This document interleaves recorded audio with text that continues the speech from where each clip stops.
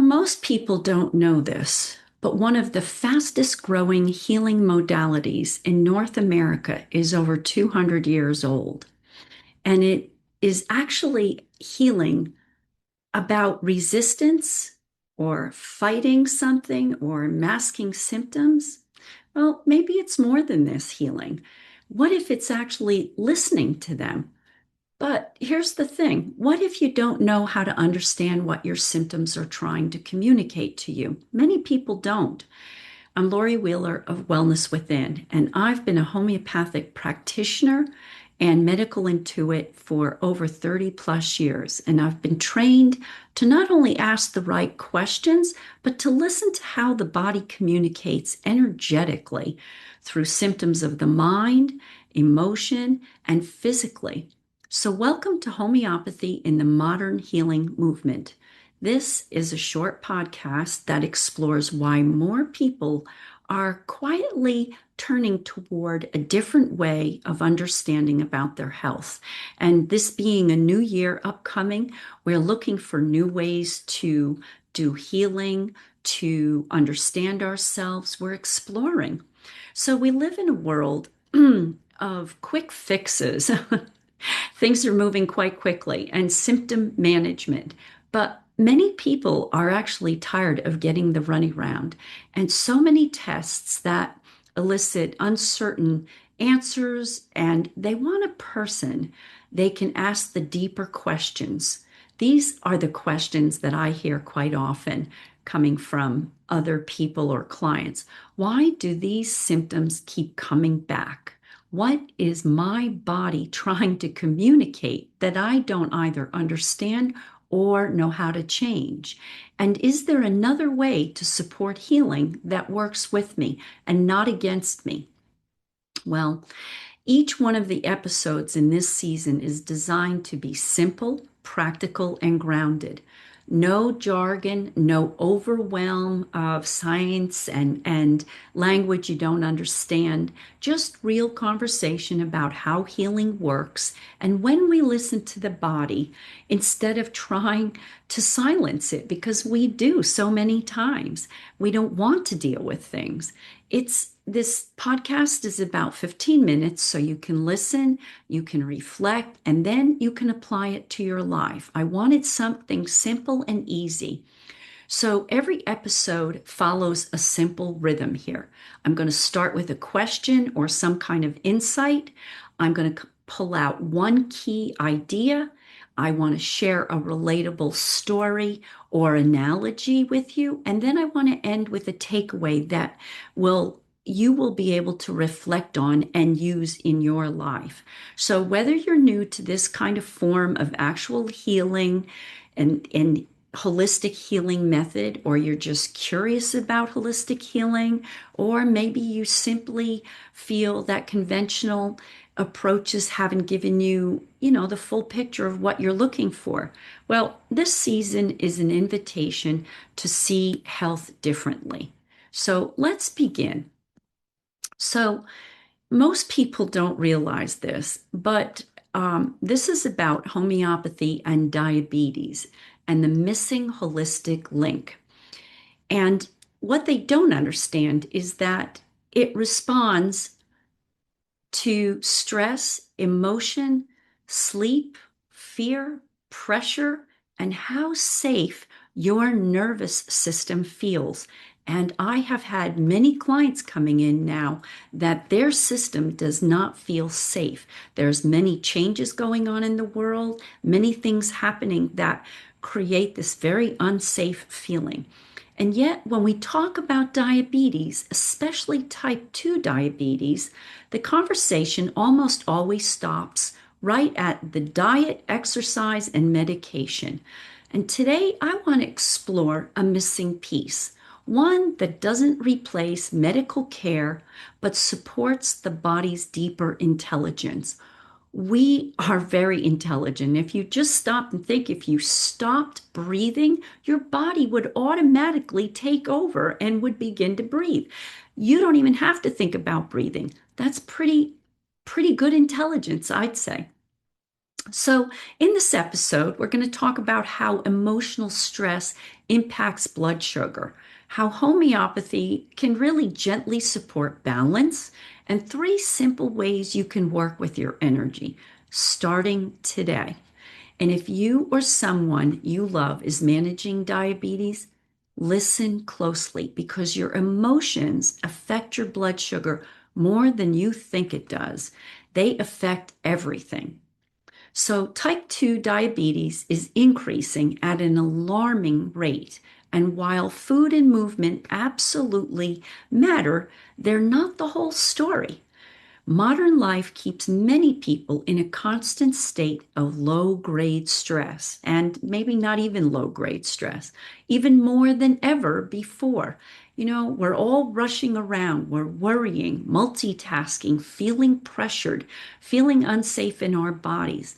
And when stress is chronic, the body releases cortisol and adrenaline. And these are hormones designed for short term survival.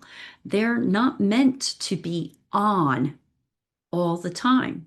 These hormones, they raise blood sugar to give you quick energy to respond to a threat. And sometimes we need that. So, what's the problem? Well, for many people, the threat, it's no longer a tiger running after you. It's in this modern age, emails, finances, family responsibilities, unresolved grief, or long held emotional strain. I've heard, I don't know, countless people say so and so passed away in their family and they were never allowed to grieve or speak about it. Well, that's inconceivable, and especially when you're a child. So when the stress response stays switched on, and doesn't get called back to balance in the body keeps producing sugar, and even when it doesn't need to. So over time, this contributes to insulin resistance. And so diabetes isn't just about sugar, you see. It's about how the body perceives safety, stress, and balance. And in fact, you can contribute or attribute, sorry, this to many different illnesses. I hear this all the time. We have to go in and understand what it is that's creating the unsafe feeling, the stress, or the imbalance, because it's happening at multi levels.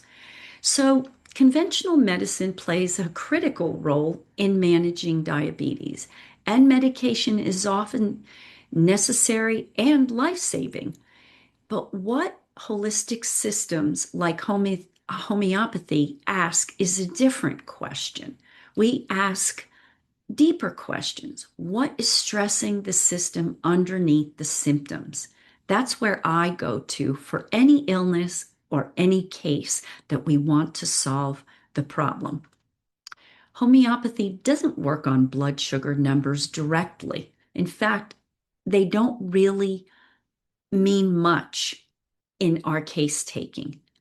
It works by supporting the body's self regulating capacity, including the nervous system, emotional state, digestion, and metabolic rhythm. Remedies are selected based on the whole person, not just the name of a diagnosis. So we want to understand what's going on in you. Where's the stress? What's happening? How is it affecting you? What is happening to all of you? And two people can have the same blood sugar levels, but completely different emotional patterns. One may be driven and overworked, and we're hearing so much of this, and another may be grieving or feeling very depleted. And what's creating the depleted reaction? Supporting the emotional and energetic terrain can help the body respond more coherently to treatment. And this is not about replacing medication. It's about working alongside it so the body is left less reactive and more resilient. So, you can think of blood sugar like a thermostat in your home. And now that it's winter time, this is my analogy. If the house is always under stress, Let's say the doors are open, the windows are broken, insulation's missing, you've got leaky windows, and you can feel the cold coming in. Well, what does that do? The thermostat keeps working overtime just to maintain that temperature. And you keep turning the temperature up, but all of that is leaking out. And you can keep turning the dial, but unless you really fix what's causing this instability, the system stays strained and you have a leak of energy. And not only energy outside, but your body's leaking energy because it's working overloaded. Okay. So emotional stress, poor sleep, dehydration, and chronic worry are like those open windows. And homeopathy works like addressing the insulation. It helps the system regulate itself more efficiently, so fewer dramatic swings are needed. It's more balanced and regulated. And I've seen people who felt calmer, they sleep better, they felt more present, and as a result, their bodies became more responsive overall. Healing doesn't always mean forcing change. Actually, often it means reducing the resistance. So let's talk about just three simple supportive practices that can help your system feel safer and more balanced. And this can work for anybody in any situation. So, sleep, which is your metabolic reset every single day. Everybody does it. Lack of sleep raises cortisol and it disrupts insulin sensitivity. Even one poor night can affect blood sugar the next day. And I can vouch for that. I've had that happen. Aim for consistency over perfection. Same bedtime, a gentle way to wind down. Dim lights to create a relaxing environment, and then lowering your brain waves into sleep. Find a way to do this. This is very important. I know me, I need a way to come out of my day. I need to have what I call that veg out time because I can't just come from something and go right crawl into bed. It doesn't work for me. It doesn't work for most people. We have to have coming down into the lower brain waves. And for some people, that takes longer and more work to get there. So find your way to do this. Your body heals when it feels safe enough to rest. Okay, the second one, hydration. This is your cellular communication, and I'm going to get into that in other episodes. But dehydration thickens the blood and stresses the system. Just imagine, right? Just what if you turned the faucet on and thicker water came out, right? Ew. So sip water regularly throughout the day. Not all at once, big gulps, drinking half a glass, three-quarters of a glass of water. That's not the way to do it. Just a few sips, put it down. A few minutes later, 10 minutes later, drink some more sips. This is regulating into the system. That's how the body best accepts water. And think of hydration as information for yourselves, not just fluid intake, because it really does.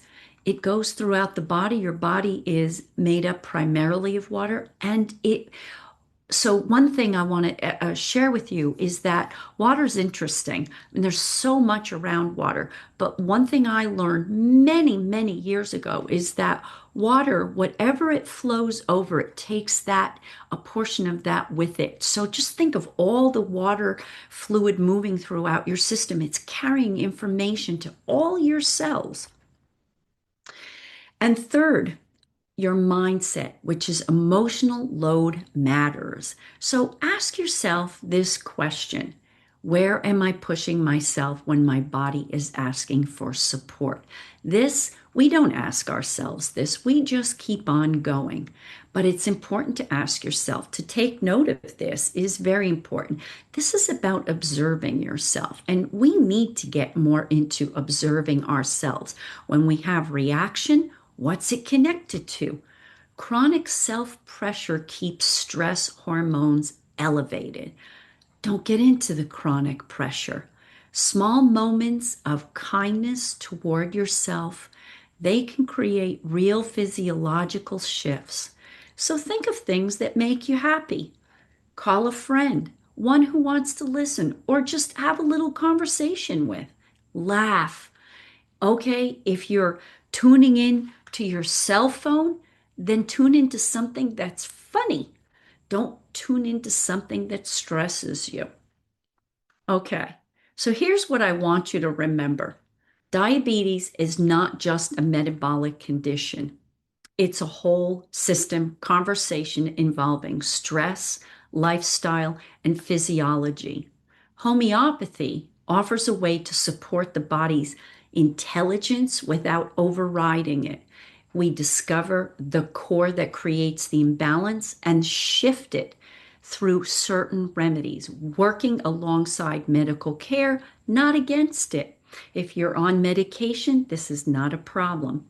If you know someone navigating diabetes, especially type 2, share this episode with them. Sometimes the missing link isn't another rule, it's understanding the body more deeply. So, in the next episode, we'll explore about weight loss and metabolic imbalance. And as many people make weight loss a New Year's resolution, or whatever your New Year's resolution is, and why it doesn't hold. So be kind to yourself, be intelligent about how you're making these resolutions. Don't make something so hard to achieve. Little movement goes a long way and will make that hold in your system. So thanks for joining me. You can reach me or see more at www.wellnesswithin.net, and I'll see you next time to catch more. Thank you for being with me.